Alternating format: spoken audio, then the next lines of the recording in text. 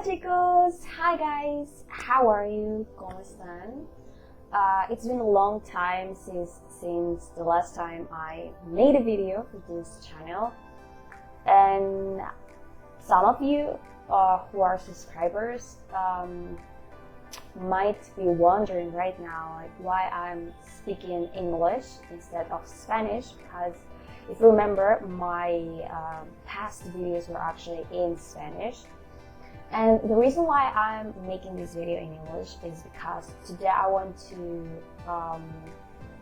explain a topic you probably know by the title already, but this is a very popular topic among Spanish learners, especially English speakers, because it can be a little bit tricky if you don't really understand the feelings and the vibes behind these two verbs you're seeing in the title, SER and ESTAR. So today I just intend to share with you some keys to understand when to use each one of these verbs. And of course, it's really impossible to be able to classify every single situation in communication into one of these cases that I'm going to explain. And that's why after teaching you the cases in which you should use each one, I'm going to talk about them as well. I'm going to try to make you understand the feeling or the vibes we get whenever we use one or the other. I cannot guarantee you'll be using perfectly SER and ESTAR after watching this video, but if you practice a lot and you try to apply what I'm going to teach you today, I can assure you'll be right at least 95% of the cases whenever you have to use these two verbs. This is what I've been teaching to my students. I don't know if I ever mentioned it before in another video, but I'm actually a Spanish tutor. So I've been teaching for 4 years, students from all over the world, but most commonly they were English speakers. So I have a lot of experience dealing with the difficulties English speakers might encounter when trying to learn Spanish. And today this video is just for all those people who don't have two different verbs for this in their native language, and that includes English speakers, of course. That's why this video is in English, because I want you to fully understand what I'm saying. I don't want you to be reading subtitles to understand the lesson. And of course, I will be giving you some sentences in Spanish, but this is most supposed to be like a lesson, formal lesson, and this is how I will teach this to my students. But of course, I'm trying to make it very brief, so you don't get bored watching me really fast. So I'm just going to go ahead and start explaining the cases. So I'm going to be sharing a chart with you over here, and I hope you can pause the video and take some notes about this. It's very important to try learning the conjugations of the verbs before actually going into this lesson, because this is a lesson to master the use of the two verbs. But I don't think there's a point in learning this if you don't know the conjugations too well. So at least just take some time before this lesson to check the conjugations of the two verbs to become a little bit familiar, so when you are here you won't be confused as I'm making sentences with the conjugations. Anyways, I'm going to leave in the description below a link for you to find some useful charts with the conjugations of the two verbs, and also another chart for you to use for the cases in which you should be using each one. That being said, I talk way too much, right? So I'm going to start by saying the most common way for teachers to explain the difference between SER and ESTAR is trying to associate SER with a permanent condition or trait, while ESTAR is more associated with a temporary thing, you know. And if you have studied this topic before, you understand 100% what I'm saying right now, because this is what everyone says to a Spanish speaker, to a Spanish learner. Sorry. And in my opinion, that's not a good approach to understand the two verbs, because it is not true. It is not true. SER, it's only for permanent things, and ESTAR is for temporary things, because if you think about it, and I'm going to be a little philosophical right now, I hope you don't mind, but in life, almost everything can change. Okay? In life, we are subject to change. And time and everything is temporary. So, yeah. Thinking about something as permanent is not the best approach, because you can definitely find exceptions for that logic.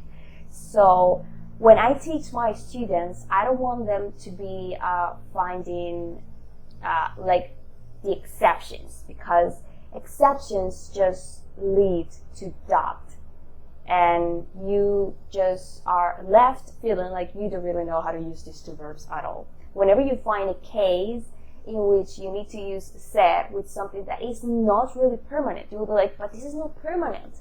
Why do I have to use SER with this? That's what I try to avoid with my students. So that's why I try to explain these two verbs in a different way. And I don't know if you remember earlier, I said, like, I'm going to teach you, or I'm going to explain the feelings and the vibes we get from each verb.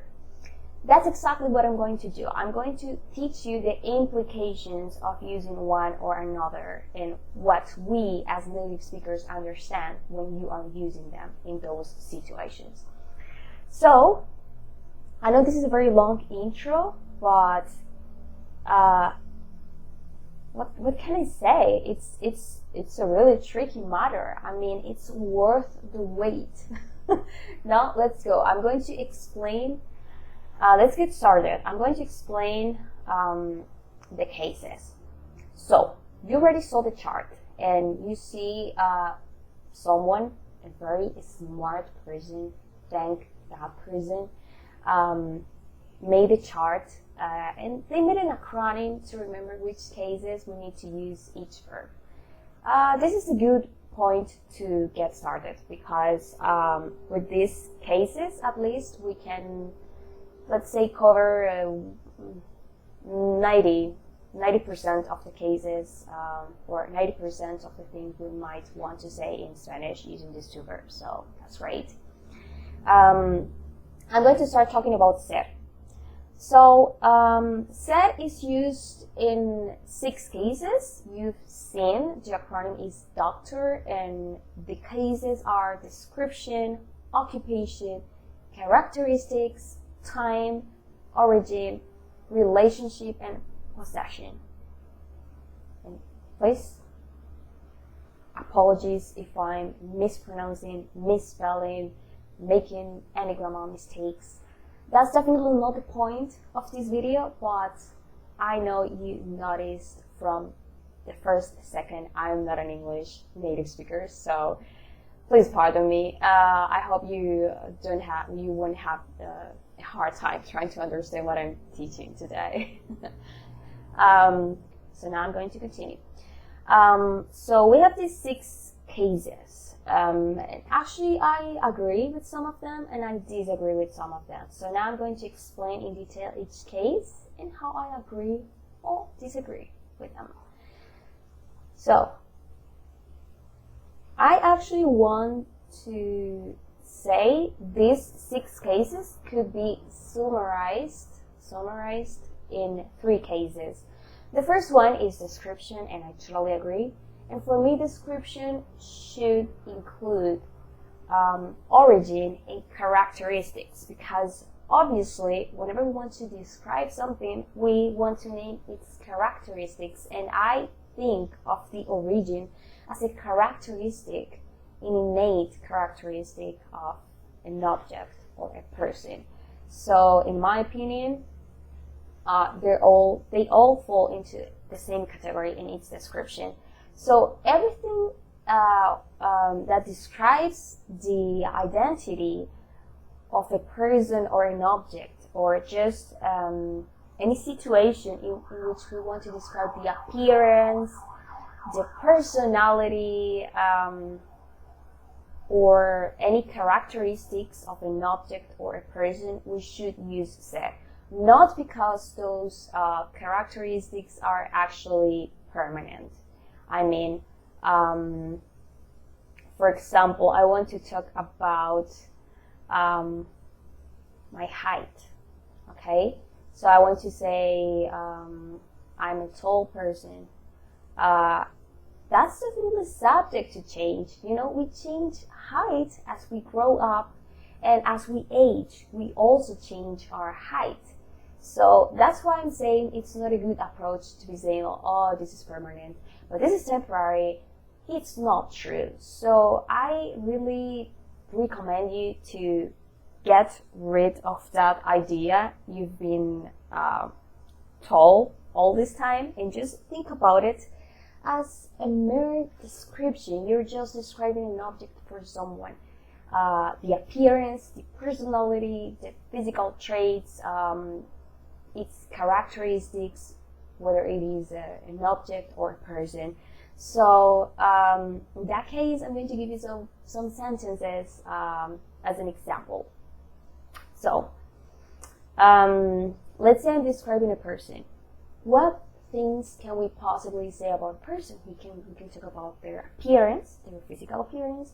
We can talk about some personal information like their nationality, their religion, their beliefs. We all have all those characteristics that describe us as a person. So I'm going to give you some examples. One of them, to use it. Yo soy colombiana. Tú eres mexicano. Ella es vegana. Él es católico. Sara es alta.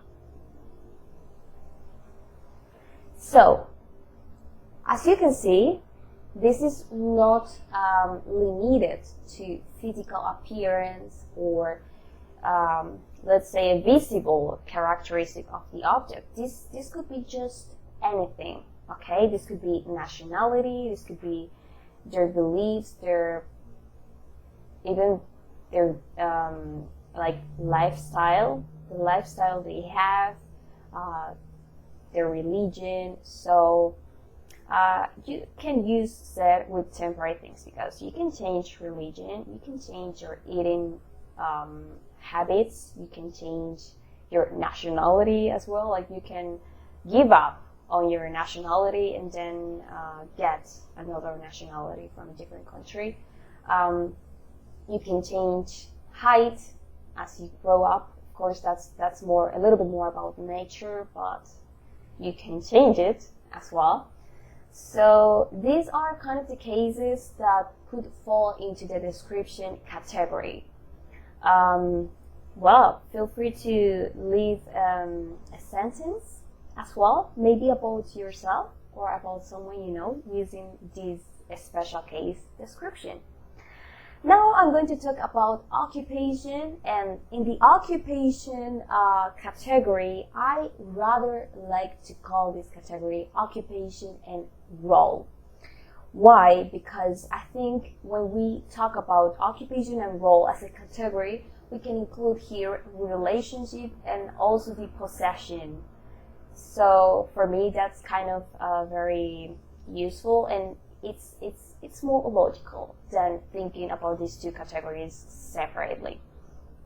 So in the occupation and role category, I recommend you to use ser whenever you are mentioning the role of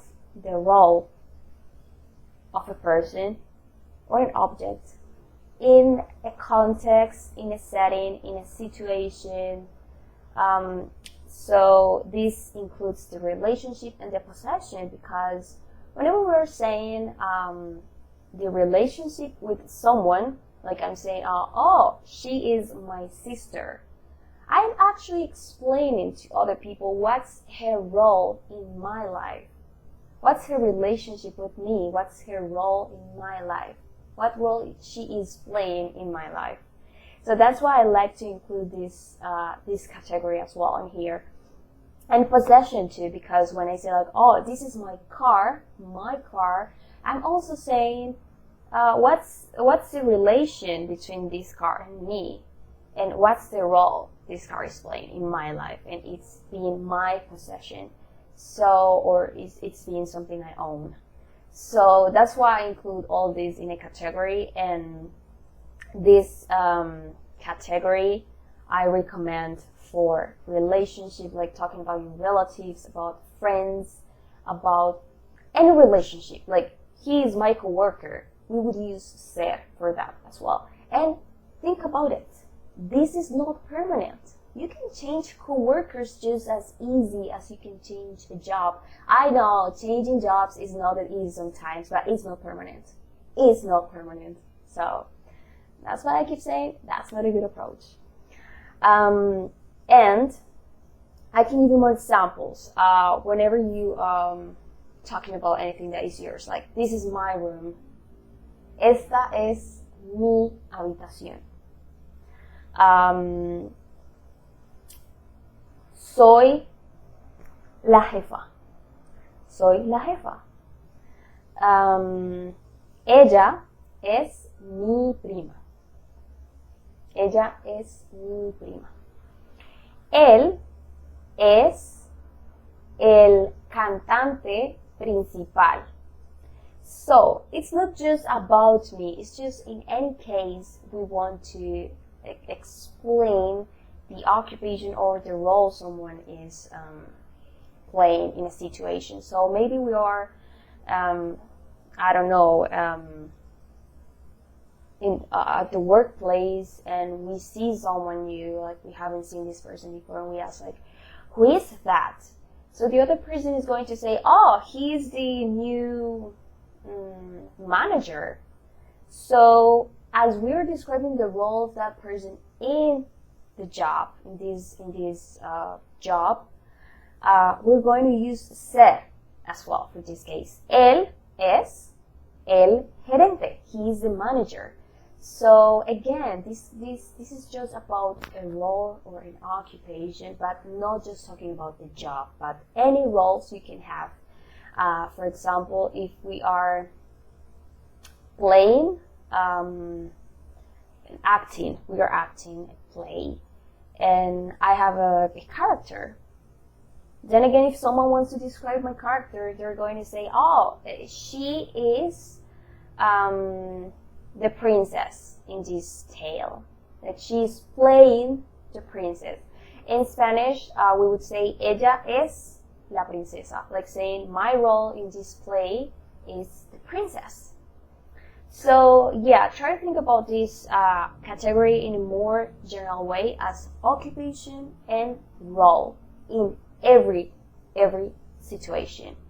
Jobs, family, an event as well. I could be the director of an event. I could be the host. I could be a guest. So whenever we are describing all of those roles, it's always ser. Always ser.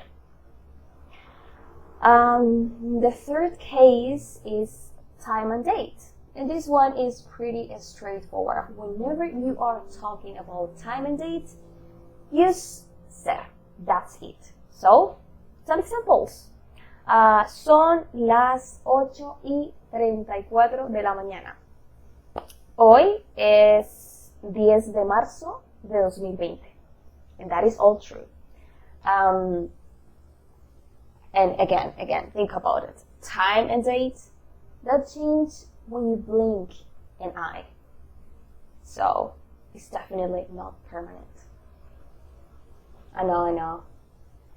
I'm being way too much with this permanent temporary thing. Now, we're going to finally talk about STAR. So, in STAR, we actually have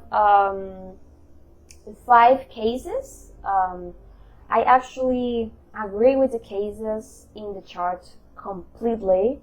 I might add some tiny detail to it, but honestly, I agree. It's well done. So these 5 categories are position, location, actions, conditions, and emotions. So, the first one, which is position, it's a case in which we need to use ser whenever we are talking about the physical position or posture of a person or a thing. So if we want to say like, oh, she is lying on bed, she is sitting on her desk, maybe we want to say she is standing still, or on an object as well, like, I don't know, the phone is lying on the desk. So again, we're going to use estar to talk about the position. Or maybe we want to talk about the angle, like if something is slightly turned or rotated. Just any physical position or posture that we want to describe, it's going to be with estar. And it's simply because it's not really a characteristic or something intrinsic to the object, but it's actually something kind of external. So by other external factors, we might change our posture or our physical position. So that's why it's used. That's why estar is used for this case. So some examples in Spanish. Ana está sentada para este video. Estoy sentada. Ayer yo estuve acostada en mi cama. Carla está parada esperando a su esposo. This case as well, it's very clear, so very straightforward. Hope you don't have any questions, but if you have one, leave it there. I will get back to you. And then the second case is location. So location, it's pretty easy, guys, and I don't know why this really confuses learners, but whenever you're saying you are at a place or in a place, use estar, no doubt. Okay, so whenever you're describing your location in this planet, use estar. Okay, so whenever you're asking where something is, you're asking about the location of that place, then obviously you need to use estar. Well, maybe not obviously. Forget that, okay? And remember, one thing is talking about origin. Like, I am from this place. That's a characteristic of yours. And another different thing is specifying your current location. Then in that case, we need to use estar. Okay? So don't get them mixed. They're different. Okay? I'm going to give you some examples now. So, ¿dónde está el baño? And if you don't know that phrase, note it down. You will need it. You will need it in your trips to Latin America. Ella está en Europa de vacaciones. El banco está cerca de la calle 100. And again. How is location something that change like easily? Yes, of course, because Europe can move to a different place anytime. But let's think about it. Everything can change in the world. We never know. So now let's go with the third case. Actions. And by actions, I might include some parentheses to emphasize that we were talking about the progressive tenses as well. So, we use estar with progressive tenses or continuous tenses. I'm going to, in case you don't know what a continuous tense is in English, a continuous tense is when you use a special tense to talk about an ongoing action, whether it was in the past or it's actually going on currently. So that would be saying like she was making a cake. She was making a cake. That's a past continuous tense. And now if a present continuous tense would be I am making this video right now. So that's a continuous tense. So whenever we want to use this tense in Spanish, that is, that to be, you use in English, that's estar for us. So let's use exactly the same examples. So ella estaba haciendo un pastel. She was making a cake. Ella estaba haciendo un pastel. I am making this video right now. Yo estoy haciendo este video ahora mismo. Okay? So this tense, you always need to use estar. Don't dare to use ser. Okay? Fourth case, it's conditions. I think this one is my favorite, honestly. So conditions, when we want to describe a condition of a person or an object. And by conditions, there are many types of conditions. Conditions could be about your physical health, could be about your emotional health, your mental condition. It could be the status of an object or situation of an object or a person. I'm going to give you just some examples, but let's say this category is too broad to cover it. You will be finding these more and more as you keep practicing and learning more Spanish. So some examples. Yo estoy cansada. I'm tired. Estoy cansada. Él está enfermo. He's sick. He's sick. Él está enfermo. Okay. The TV is off.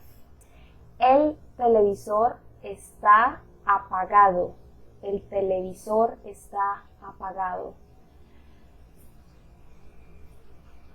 I think you get it. I think you get this category. Too broad because we can explain and the different status for different situations might change. Let's include here as well your marital status as well. So you are married, tú estás casado, okay?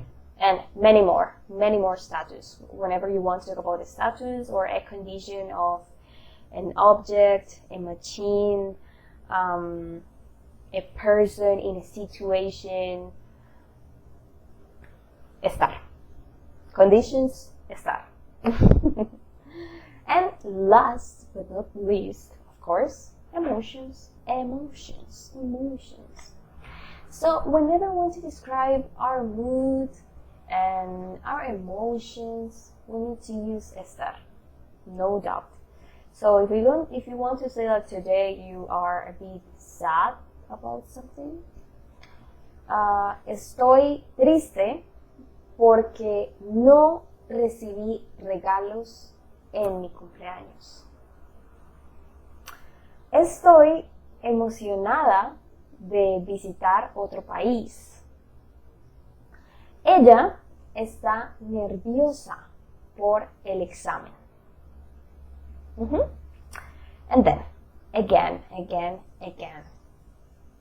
Of course, emotions change all the time. It makes sense. Now, what if we wanted to say we are, happy? We are happy in a very general way, not just today, but usually I'm happy with my life, I'm satisfied with my life. Then in that case, we use ser. Yo soy feliz. And that's because I'm not talking a temporary emotion or a mood. I'm actually talking about something more lasting. So yes, let's think about ser as something more lasting. But trust me, this is not the best way to think about it, because it could be used with things that can change really fast, just like life does. So those are the different feelings and vibes we get. Sometimes, for some situations, we can actually use ser and estar, like for when we talk about feelings.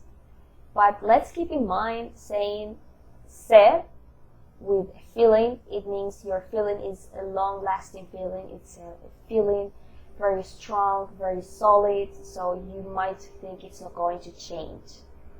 Okay? Also, if you just want to say like just something for today, something very brief, just use estar with emotions and feelings, okay? And not all emotions can be used with ser, okay? Because emotions by nature tend to be something very temporary, kind of a reaction whenever we go through something, while feelings tend to be something more lasting in ourselves. So try to use ser with feelings and estar with emotions, unless you want to imply that emotion is a long-lasting one. But for example, if you say soy nervioso versus estoy nervioso, ser nervioso kind of becomes a personal trait of yours, a part of your personality, to be an anxious person, someone who is constantly experiencing anxiety. So if you just want to say like today you're anxious, you're feeling anxious because of an exam, then go for estar. But if you wanted to make it a description of yourself, a long-lasting thing, then use ser. Okay?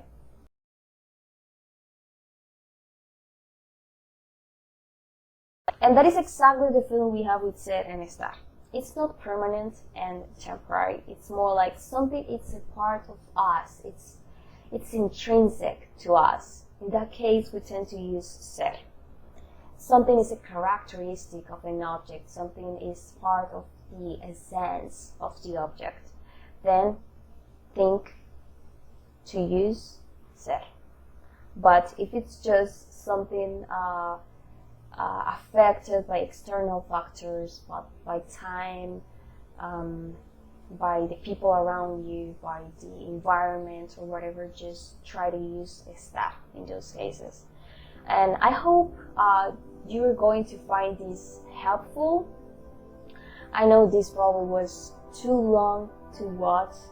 Hopefully not that boring, because I really try to do my best to explain the cases kind of fast, but without leaving any key points out, because I think they are important for you to really not just understand ser and estar, but to really feel them, to make them part of you, just like native speakers, Spanish native speakers can feel these two verbs. I hope you can feel them as well. So if you have any questions, you can always leave your questions in the comments section, and I'm going to be super happy to get back to you. And also, if you want to try a challenge, maybe try writing a sentence, a different sentence from the ones I used. Of course, don't cheat. I'm kidding. Yeah, you can try writing a sentence for each case, and I'm going to be going over those sentences, and I'm going to give you corrections if needed. And I hope you like this video. Let me know what you think about it. I know it's too long, but come on. This is a lesson. This is a lesson I give just to them. Today I'm giving it to you for free. So I hope you enjoy this lesson. I hope you can practice more. And I hope whenever you see someone using SER and ESTAR, you can stop and think why they use SER, why they use ESTAR, and how that relates to the cases and the things I've been talking about today. I hope you have taken all the notes necessary for you to remember this and to better use these two verbs in the future. So thanks for watching this video, and I hope you continue to support my videos, because after this one I'm going to be a series about the most tricky grammar topics for the Spanish learners. It's going to be in English as well as this one. This is a full-length lesson, so I hope you liked it. And I'll see you very soon with a new video. If you have any suggestions, leave it in the comments. If you have any tricky topic you'd like me to talk about, just leave a comment, and I'll definitely be doing a video for you. So thank you so much. I'm glad to be back with my videos, and I hope to see you very soon for another video. Ciao!